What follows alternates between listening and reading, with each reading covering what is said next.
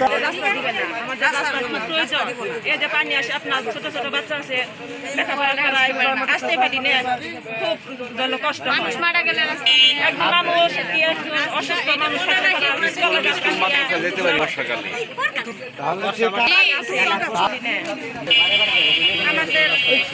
আমাদের ইয়ার আগে এটা পুরান রাস্তা ছিল। আমাদের মেম্বার হলো অনেক মেম্বার আসছিল, আমাকে কেউ এই রাস্তা তৈরি করে দেয় নাই। কিন্তু এবার নতুন মেম্বার আসছে, এবার চেয়ারম্যান, এরা আমাদের জন্য সহযোগিতা করেছে। এবার একটা পরিকল্পনা এসে, এর আগে একটা পরিকল্পনা এসে এই রাস্তায় মাটি ফেলাইছিল, আবার একটা পরিকল্পনা এসে এই রাস্তায় সরকারের অবৈধ মাটি ফেলাইছে।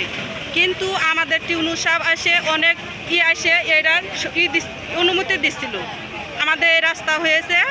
আর এখন শাহিন সিদ্দিকী ও মোহাম্মদ এবং আরও অনেকেই আমাদের হামলা সৃষ্টি করেছে এই রাস্তা কাটার জন্য। আমাদের এই রাস্তা যদি কাটে, দরকার হলে আমরা তাদের লাশ ফেলাই দিব, কিন্তু আমরা রাস্তা কাটতে দিব না। আমরা রাস্তা চাই। এই রাস্তা দিয়ে অনেক মানুষ হাঁটাউটা করি চলাফেরা, আমাদের রাস্তা খুব কষ্ট, অনেক কষ্ট। ছেলেমেয়েরা স্কুলে যেতে পারে না, এমনি বর্ষা মাসে যদি এই রাস্তা দিয়ে তাদের চলাফেরা করতে হয়। বুঝে না রাস্তা, আমরা রাস্তা চাই, রাস্তা চাই, রাস্তা চাই, রাস্তা চাই, রাস্তা চাই। এই রাস্তা আমরা কাটতে দিব না, কাটতে দিব মেম্বার দিব, আমরা তাকে বাধা দিছিল।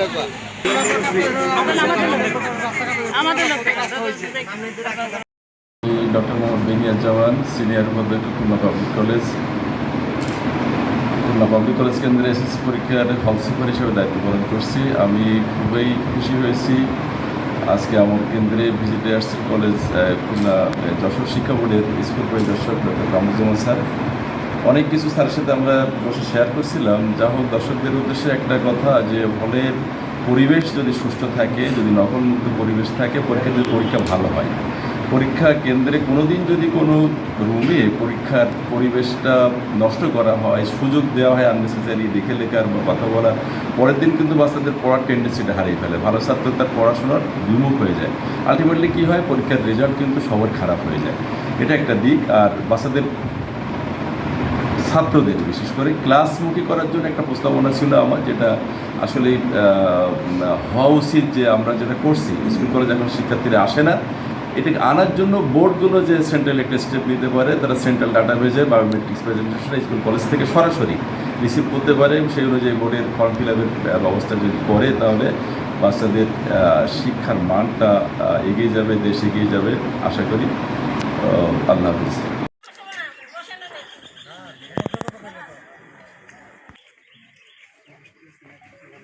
আচ্ছা,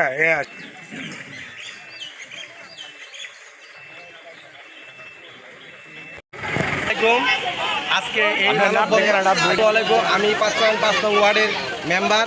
আমাকে এই ওয়ার্ডের জনসাধারণ বিপুল ভোটে নির্বাচিত করে। আমি এই এলাকার উন্নয়নমূলক কাজ করি, ন্যায় নিষ্ঠাভাবে কাজ করতেছি। তাই আমার আজকে সিএমপি রাস্তা হইতে বদরের বাড়ি পর্যন্ত যে রাস্তাটি টিআরের সংস্কার করেছি, সেই রাস্তাটি অত্যন্ত গুরুত্বপূর্ণ। সেই রাস্তায় আজকে জনগণ চলাচল করতেছে। সেই রাস্তাটি কেটে ফেলানোর জন্য শাহিন সিদ্দিকী গং তারা পায়তারা করতেছে, এবং তারা প্রশাসনিক দিক দিয়ে আজকে আমাদেরকে, এই এলাকার লোকজনকে হেয় করতেছে, অনেক ভয় দেখাইতেছে। ইঞ্জিনিয়ার কুরিংয়ের ফরিদ সাহেব, কর্নেল ফরিদ সাহেব, উনি শাহিন সিদ্দিকীর ভাগ্নি জামাই, আমাদের গ্রামের ভাগ্নি জামাই। সে আজকে আমাদের কালিহাতি ক্যাম্পের কালিহাতি আর্মি দিয়ে আমাদের এই রাস্তা কেটে ফেলানোর জন্য আমাদেরকে ডেকে নেয়, নিয়ে সে জায়গায় আমাদেরকে জোরপূর্বক একটি মুসলিকা রাখে। সেই মুসলিকায় আমরা আবদ্ধ হয়ে আসিছি। আমরা রাস্তা কাটতে গিয়েছি, সেই রাস্তা আমাদের জনগণ আমাদেরকে রাস্তা কাটতে দেয় নাই, আমাদেরকে রাস্তা থেকে তাড়িয়ে দিয়েছে এলাকার জনগণ। এটা এলাকার জনগণের স্বার্থে আমি রাস্তা করেছি। সেই রাস্তাটি যেন কোনোভাবেই না কাটা হয়, এই রাস্তা যেন বাস্তবায়ন থাকে।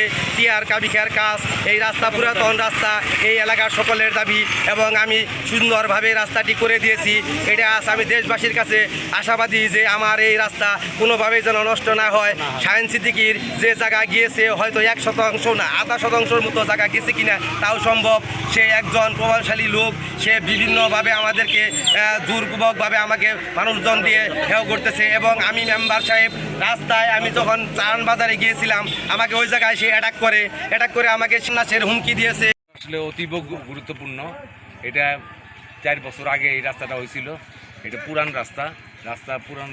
রাস্তার উপর দিয়ে আবার নতুন করে আরও মেম্বার সাহেব মাটি ফেলছে এই টিআরের প্রকল্প দিয়ে। টিআরের প্রকল্প এটা গভর্নমেন্টের প্রকল্প। এই প্রকল্পে ইওনো মহোদয় এবং পিআইও মহোদয় অনুমোদন দিচ্ছেন। এটা জেলা প্রকল্প কর্মকর্তারও অনুমোদন আছে, যে ডিসি সাহেবেরও নলেজে আছে। এই টিআর প্রকল্প সারা বাংলাদেশে টিআর প্রকল্প চলে, টিআরের কোনো অ্যাকোয়ার ল্যান্ড নাই, কিন্তু পুরান রাস্তার উপর দিয়ে রক্ষণাবেক্ষণের জন্য এই টিআর প্রকল্প দেয়। এবং টিআর প্রকল্প এটা বাস্তবায়ন সারা বাংলাদেশে হইতেছে। কাজে এটা বাধা সৃষ্টি করা এটা আইনগত সে বিরোধিতা করতেছে, কারণ গভর্নমেন্টের প্রকল্প, এটা সরকারি প্রকল্প, অতীব গুরুত্বপূর্ণ। কাজেই যারা এই রাস্তা নিয়ে বাধার সৃষ্টি করতেছে, পুরান রাস্তার উপর দিয়ে মাটি পড়ছে, একটু মাটি তাদের জায়গার মধ্যে গেছে কিনা ওই 2-1 বিরোধিতা করতেছে। আর বাকি সব মানুষ রাস্তার জায়গার স্বতঃস্ফূর্তভাবে তারা রাস্তায় জায়গা দান করছে এবং রাস্তাটা হয়ে গেছে। এই রাস্তা দিয়ে শত মানুষের যাতায়াত, এবং শুধু মানুষও এই রাস্তা দিয়ে যাতায়াত করে। পার্শ্ববর্তী তাতে 1-2 হাজার লোক প্রতিদিন এই রাস্তা দিয়ে স্কুলে যাইতে হয়, মাদ্রাসায় যাইতে হয়, মসজিদে যাইতে হয়, গোরস্থানে লাশ নিয়ে যাওয়া লাগে এবং জানাজা পড়তে যাইতে হয় মসজিদে। যে প্রত্যেকটা স্কুল, মাদ্রাসা, মসজিদ, গোরস্থান, কলেজ সব এই পাশে। কাজেই এই পানির জন্য মানুষ যাতায়াত করা কঠিন, দুরূহ ব্যাপার হয়ে দাঁড়াইছে। কাজেই মানুষের জন্য এই অতীব গুরুত্বপূর্ণ এই রাস্তা জনস্বার্থের রাস্তা। ইওনো মহোদয় তদন্ত করে দেখছে যে আসলে জনস্বার্থ সম্পৃক্ততা আছে কিনা। সেই তদন্ত রিপোর্টে 3 ডিপার্টমেন্ট দিয়ে তদন্ত করেছে, জনস্বার্থ এর মধ্যে আছে, এটা দেখছে। কাজেই জনচাহিদার রাস্তা, জনগুরুত্বপূর্ণ রাস্তা, কাজেই বাস্তবায়ন হয়েছে। এটা যাতে থাকে এই আশাবাদ আমি রাখতেছি। এই আশাবাদ। আপনার নাম? আব্দুর রহমান খান। আমি প্রাক্তন চেয়ারম্যান ছিলাম, এই ইউনিয়নের 10 বছর চেয়ারম্যান ছিলাম। দলের কালিয়াতি কৃষক দলের আহ্বায়ক, কালিয়াতি থানা কৃষক দলের আহ্বায়ক। আমি উক্ত প্রকল্পের সেক্রেটারি। তো আমার কথা হচ্ছে, এখানে যে রাস্তাটা আমরা করেছি, এই রাস্তা যাতে না হয়, রাস্তাটা যাতে বিনষ্ট করা যায়, এটার লক্ষ্যে সায়েন্স সিদ্দিকীগণ এই অত্র এলাকার নিরহ সাধারণ জনগণের উপরে যে অন্যায় অত্যাচার নির্যাতন করতেছে, রাস্তাতে হাঁটতে দিতেছে না, এটার প্রতিবাদে আজকের মানববন্ধন। তো আমরা চাই এই রাস্তাটা আমরা জনস্বার্থে করেছি, এই রাস্তা যেন জনস্বার্থে অটুট থাকে। এই এলাকার মানুষ অল্প বর্ষাতেই রাস্তাটা তলিয়ে যায়। রাস্তার এই পাশে 5-7টা প্রতিষ্ঠান, গোরস্থান থেকে শুরু করে মসজিদ, মাদ্রাসা, স্কুল, কলেজ সকল কিছু রাস্তার এই পাশে। ওই জনগণগুলো বর্ষাকালে এই পাশে আসতে পারে না, যে কারণে রাস্তাটা খুবই গুরুত্বপূর্ণ। আমাদের দাবি হচ্ছে সরকার তথা জনগণ তথা প্রশাসন সকল শ্রেণীর মানুষের কাছে আমাদের দাবি, অত্র রাস্তা জনগণের স্বার্থে এই রাস্তা যেন কোনোভাবেই বিনষ্ট না হয়, আবার যেন এই জনগণের ভোগান্তিতে পড়তে না হয়, এটাই আমাদের দাবি, রাস্তা যেন অক্ষুণ্ণ থাকে। আচ্ছা, প্রকল্পের যে টিআরের যে বরাদ্দ দিচ্ছে, সে বরাদ্দ আমাদের পূর্ণাঙ্গ রাস্তা হয় না। তারপর আমরা এখানকার যারা এলাকাবাসী, আমরা যারা অন্যান্য ব্যক্তি, আমরা ব্যক্তিগত ফান্ডের থেকেও টাকা দিয়ে অর্থায়নে আমরা এই রাস্তাটা করেছি, টিআরের সাথে সংযুক্ত করে আমরা এই রাস্তাটা করেছি।